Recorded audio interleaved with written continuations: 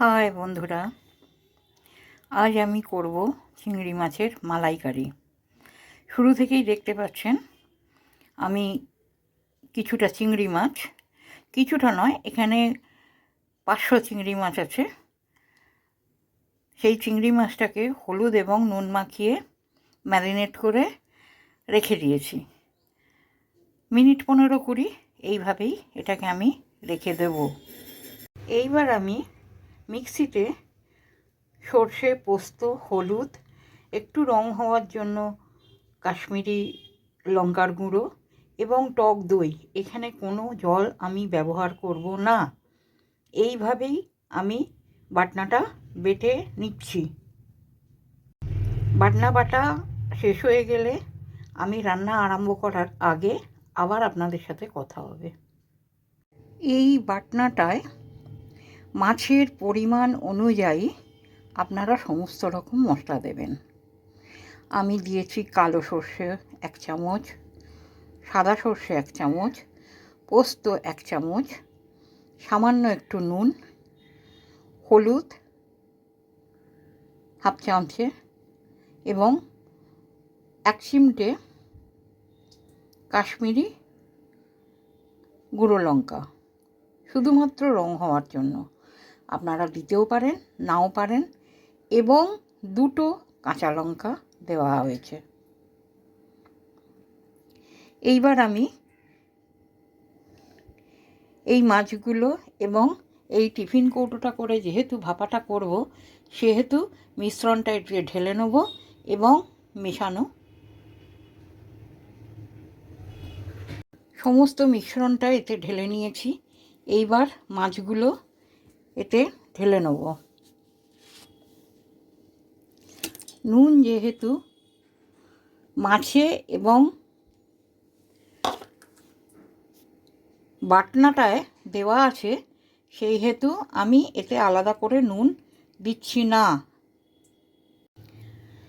2-3 চামচ তেল এই মিশ্রণটায় ঢেলে নিয়েছি এবং আবার এই মিশ্রণটা এই তেল সমেত মিশিয়ে নেব মাছের সাথে।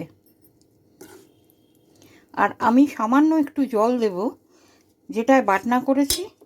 বাটনাতে ওই জন্য আমি কোনো রকম জল প্রয়োগ করিনি, যেহেতু আমি বাটনাতে জল দিইনি। এখন ওই কারণে ওই মিক্সির বাটিটা ধুয়ে আমি এতে খানিকটা জল দেব। মিক্সির বাটিটা ধুয়েছি, ধুয়ে এই সামান্য জলটুকু এবার এই মাছে ঢেলে দেবো।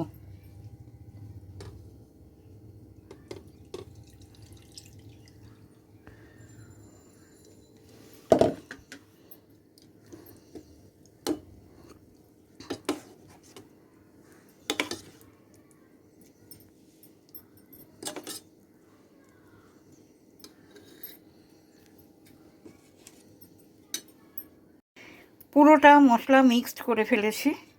এইবার এই টিফিন কৌটোর মুখে চাপা দেব। কড়াইয়ে অলরেডি জল গরম করতে বসিয়ে দিয়েছি। এইবার এই বাটিটা দিচ্ছি। কারোর যদি রান্না নামিয়ে রাখার স্ট্যান্ড থাকে, সেই স্ট্যান্ডটাও দিতে পারেন। এইবার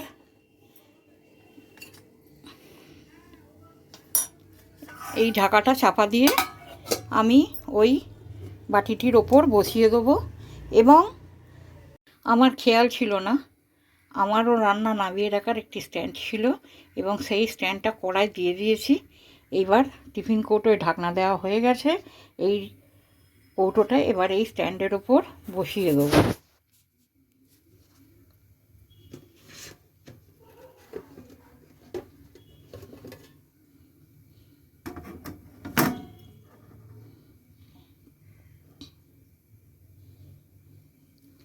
এবার একটা চাপা এর ওপর দিয়ে দেবো আমি। মোটামুটি মিনিট 15-20 এইটাকে আমি স্টিমে বসিয়ে দিলাম। এইবার ওপরে একটা চাপাও দিয়ে দিলাম। গ্যাসটা এবার মিডিয়াম করে দেবো। মিডিয়ামে এবার 15-20 মিনিট ধরে এটা হোক ভাপে, তারপর আবার কথা হচ্ছে। মিনিট 15-20 রেখে দেওয়ার পর, আমি 20 মিনিটই রেখেছিলাম, রেখে দেওয়ার পর গ্যাসটা নিভিয়ে অলরেডি ঠান্ডা করে ফেলেছি গ্যাস জলটাকে এবং টিফিন কৌটোটাকে। এবার আমি নামিয়ে দেখব ঠিকমতো কি হলো না হলো। নামিয়ে টিফিন কৌটোর ঢাকা খুলে এই যে আমার চিংড়ি ভাপা রেডি। এইবার গরম গরম ভাতের সাথে এটাকে খেতে হবে। তো আপনারা সবাই একবার দেখবেন করে কী রকম খেতে হয়।